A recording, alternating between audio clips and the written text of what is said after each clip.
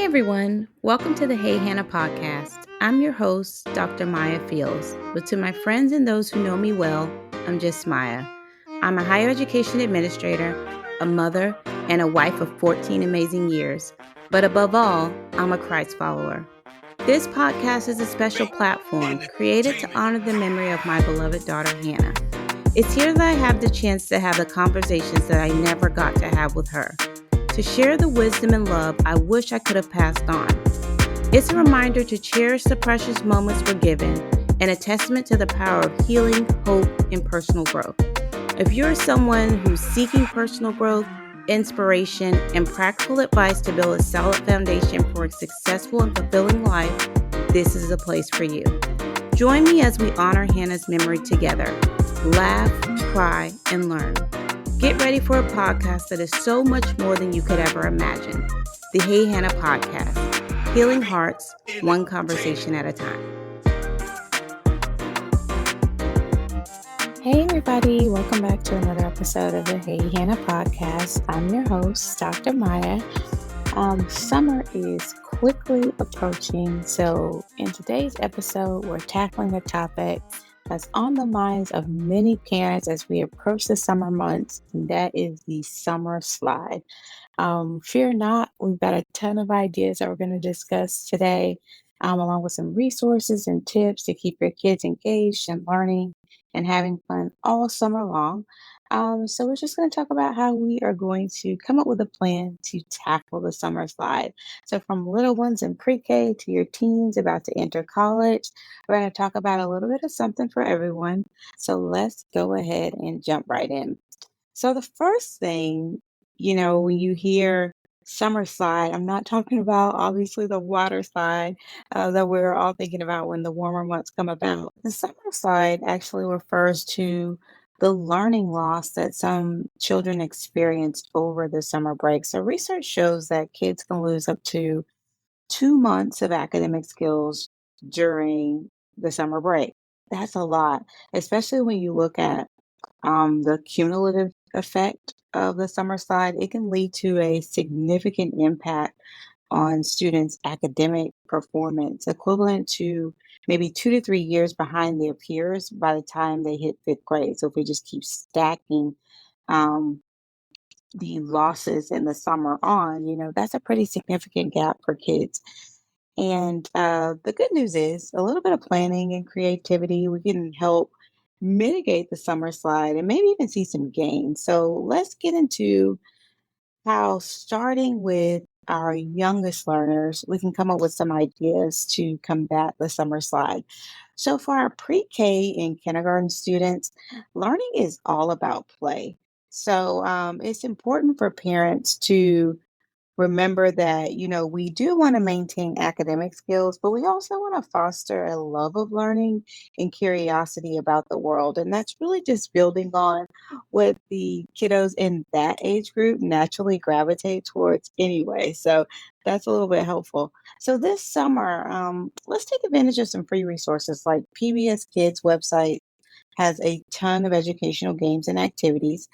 Another fantastic resource is starfall.com, where kids can explore letter sounds, reading activities, and math through fun games and songs. So, those are some cool resources to check out. Another thing you can do if we're focusing on activities, and I really like this one, is turn your backyard or even your living room into a jungle of letters. So, what you want to do, you can take construction paper, you can get letters that are already cut out from like Dollar Tree, Amazon, and you want to hide the letters around in your house or your backyard and go on the treasure hunt. And each time your child finds a letter, ask them to name it and then come up with a word that starts with that letter. It's a really fun game, getting you to have fun in your house right there in your backyard.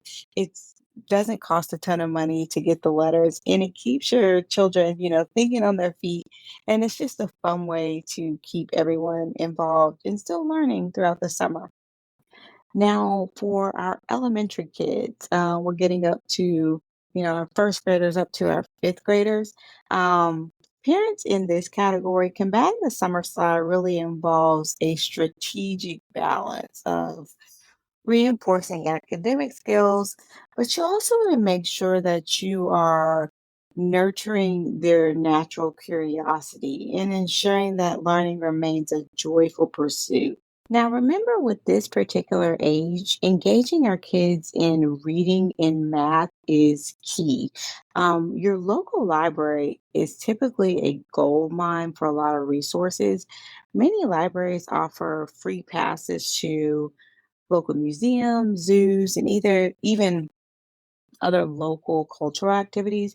And it's a fantastic way to really blend learning with getting out and being a tourist in your own city. So make sure you're taking advantage of those types of things. Check with your local library, see the type of tickets that they'll let you check out. And that's a good way just to take local things, keeping your kids excited about what's going on in their area and turning those into learning experiences. Now, for a cool activity for this age group, create a reading challenge with rewards. I use reward charts a lot. I mean, I know some people are like, oh, reward charts aren't necessarily the best, but I feel like reward charts work really well for this age group when you want to encourage a certain type of behavior. Of course, you're going to get to a point where you no longer are using the reward charts, but if you want a way to encourage a behavior and get the children going, I am all about a reward chart. So for every book that your child reads, let them earn a point or a sticker towards a prize. Let them pick the prize before you even start the reward chart so they know what they're aiming for. Make it exciting. Include some books that come with their own activities, like there's science experiment books that I've seen, are art project books that are related to different stories. You can typically find those like at Target.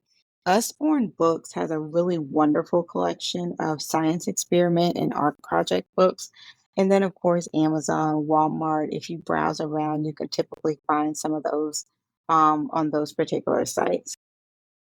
Now, with the math aspect, you can incorporate math into everyday activities. We like to bake a lot around here, so making cookies, cakes, whatever it is. But cooking, you need to use a measuring cup, you need to use measuring spoons. Use that as your way of incorporating some math, and it's practical math. Maybe when you're going shopping, I know a lot of times we don't have a ton of cash these days, but going shopping, it would be good to incorporate, kind of keeping track of where you are with how much you spent so far by how much you put in the basket. And depending on how confident your child is in math, one of the things that you can do in the store is when you're comparing pricing, typically the package will say like 20 ounces is $5, but 16 ounces is 4.59. You can start looking at that math with your kids and saying, okay, let's do the math here and see which is actually the best deal.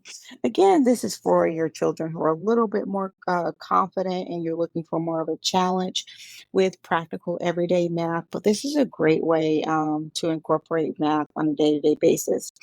Another fun way, and this is a cool one here for us because my boys love sports. So when they're watching different games, especially like football, the score doesn't necessarily go up by one. So if they have a touchdown coming up or they think their team's going to score, in specifically a touchdown, we'll say, okay, the score is this. If they score a touchdown, what will the score be? So your child isn't even realizing it, but they're doing math in order to, get to what the score is going to be next. But it's a good way just to kind of keep the learning going. Another thing that you can do with math is use board games. Board games like Monopoly, Life, card games, Uno. There's a ton of new games out now. And educational apps are really helpful too, with emphasizing math skills just to keep math learning fun and engaging. I'll tell you, as far as board games, I typically like to stock up on board games around Black Friday because that's when they tend to be pretty cheap. Like you can find board games typically like $5 to $7.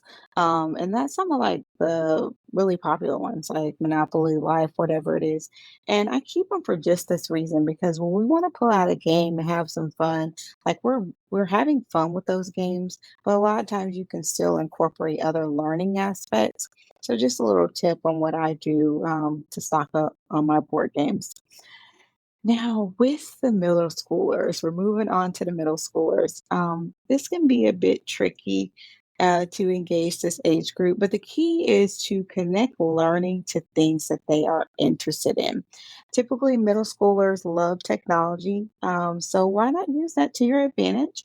Websites like Khan Academy and code.org offer free resources in math, science, coding, and keeping those critical thinking skills sharp. You can, if you're engaging in these apps, you're definitely able to do that on those platforms.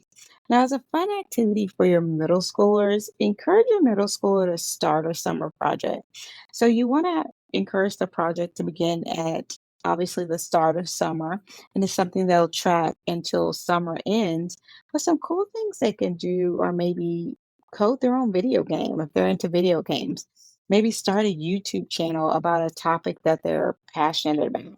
So, say they are passionate about recycling or saving the environment. Start a YouTube channel about that. At the beginning of the summer, if they start the YouTube and each week they do some research to bring a new episode on that topic, so much learning is taking place. We're looking at research, we're looking at reading, we're looking at writing, we're looking at organization, time management.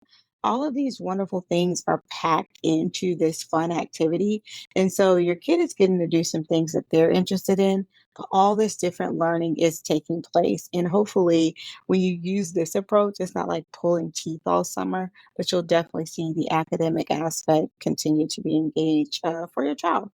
And another cool one, even building robots. A lot of kids are into the tech and different things like that. So that's another thing that they can do.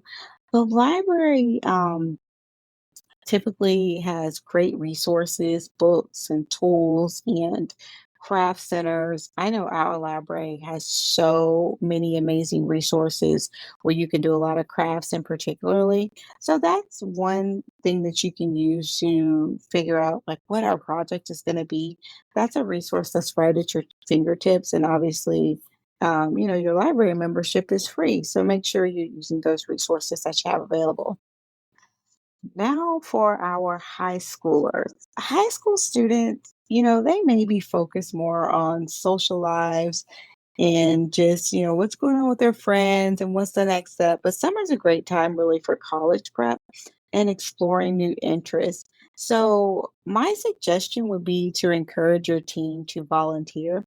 What I find a lot, especially just any of my time with working with university students, especially traditional age students, is they're really searching for what's next. What are they interested in? What do they want to do? A good way to expose them to different areas that they might be interested in, especially something they can kind of try it out and see if this is a fit, is by volunteering. Summer is the perfect time to do that. So, if they're already leaning towards a certain area, encourage them to volunteer in that particular area. If they're not really sure, encourage them to sign up to volunteer in a couple different areas. And I believe it's just as helpful to figure out what you don't want to do as it is valuable to figure out what you do want to do. So even if they volunteer in a few different areas and they're like, that's not for me, I don't want to do this anymore. That's fine. At least we know we can definitely check off the list and that's no longer something that we're considering for the future.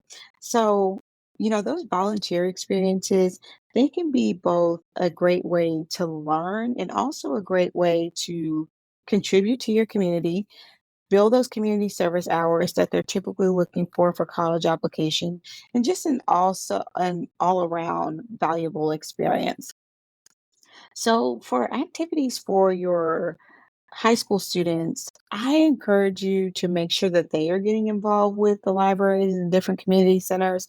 Many of your libraries offer SAT and ACT prep courses for free, which is amazing, or low cost. Even if typically if it's through the library, it's free or minimal cost, but it's a great way for students to stay on track academically and really get a jump start on college prep. So they're not feeling rushed, which now I know I briefly mentioned a few electronic resources, but I do want to lean in a little heavy to this because I do recognize parents are typically busy during the summer as well. The kids are out of school, but work doesn't stop. So you're not able to be always as hands on as you'd like to be. I completely get that. There are a ton of apps and electronic resources. So just to name a few, like for our younger learners, pre-K through second grade, ABC Mouse and Starfall, as I mentioned before, a good resource to lean on.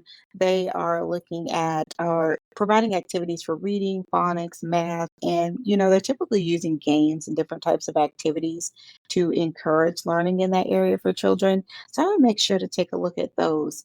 Now, for elementary school students, so typically like grades 3 through 5, Prodigy is a wonderful math platform.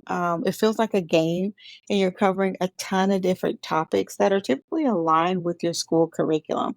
So, Prodigy is a good one that you can download on an electronic device for your child to make sure they're engaging in the summer. And Epic is another good one as well. Epic provides access to a ton of books, videos, and quizzes that really promote reading and learning. So these are two apps in particular that you can get your child involved with over the summer. And that's something that you can kind of delegate a few different tasks to them per day to make sure that they're doing things that are pushing them academically. Now, for middle schoolers, Khan Academy and Duolingo. Khan Academy offers practice exercises, instructional videos, and they're looking at these things from all different subjects and aspects. So they are just covering it all with Khan Academy. So that's a good one to lean into.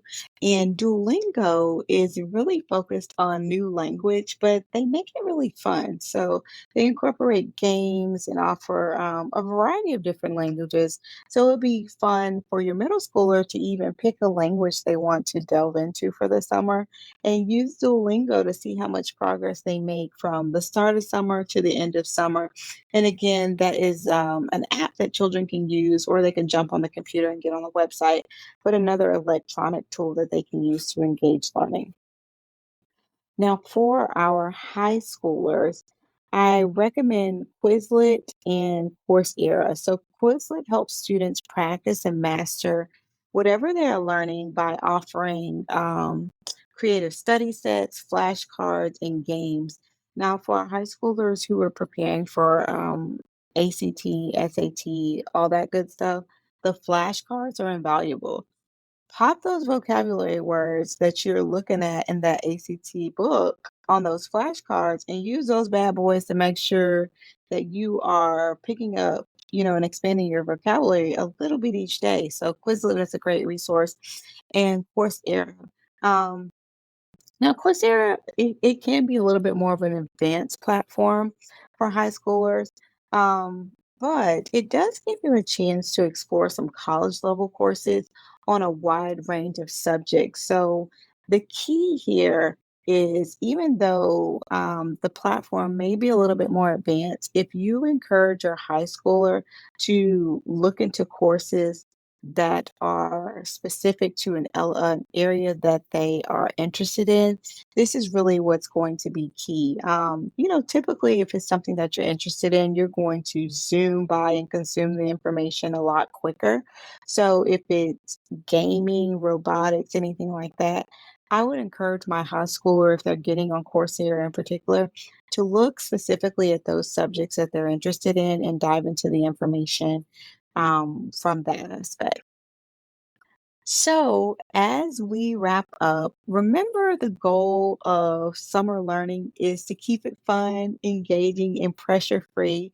I really wanted to, again, as we are approaching summer, make sure that I provided some resources for parents. I know it can be overwhelming, especially when you're trying to plan things out, but I hope that this episode was helpful and beneficial in that way, where you're leaving with at least one tool that you can use to keep your child engaged over the summer.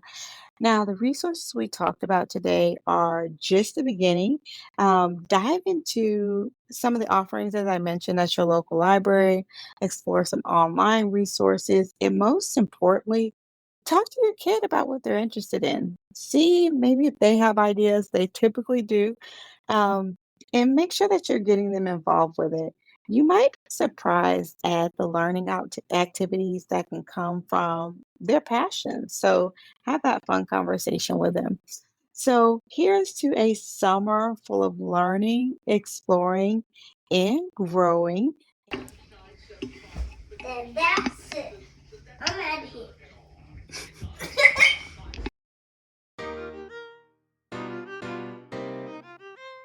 Thank you so much for joining us on this episode of the Hey Hannah podcast. We hope that you found inspiration, insight, and encouragement in our conversation today. If you enjoyed this episode and want to stay connected with us, be sure to like, subscribe, and review the Hey Hannah podcast. Your feedback helps us reach more people and spread our message of love and wisdom. You can also follow us on social media at Hey Hannah Podcast. Find us on Facebook, Instagram, and TikTok to stay updated on all the latest episodes, behind the scenes exclusives, and engaging content. And for those of you who prefer the visual experience, catch the video versions of our podcast on our YouTube channel. Just search Hey Hannah Podcast and hit that subscribe button to never miss an episode. For even more Hey Hannah goodness, visit our website at www.heyhannahpodcast.com. There you'll find updates, bonus content, and join a community that embraces you with open arms. Your continued support truly means the world to us. Together, let's spread love, share wisdom, and honor every precious moment. Because here at Hey Hannah, we believe that life is meant to be lived well. Remember, a new episode of the Hey Hannah podcast is released every Wednesday, so mark your calendars and be sure to tune in. Thank you again for being a part of Hannah's Hive. Until next time, take care.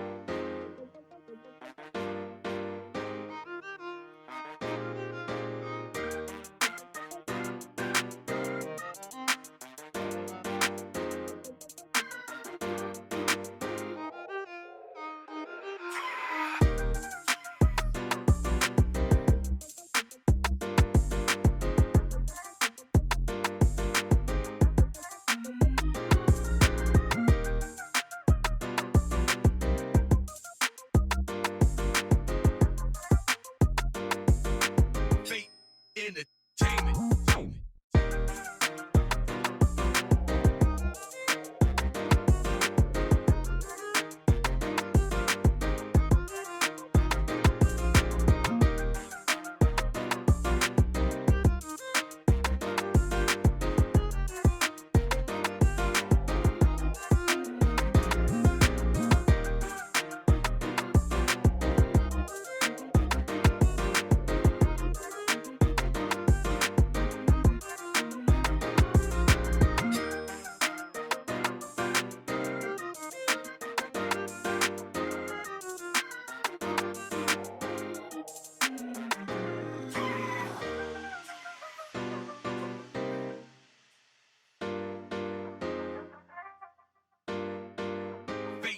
Entertainment.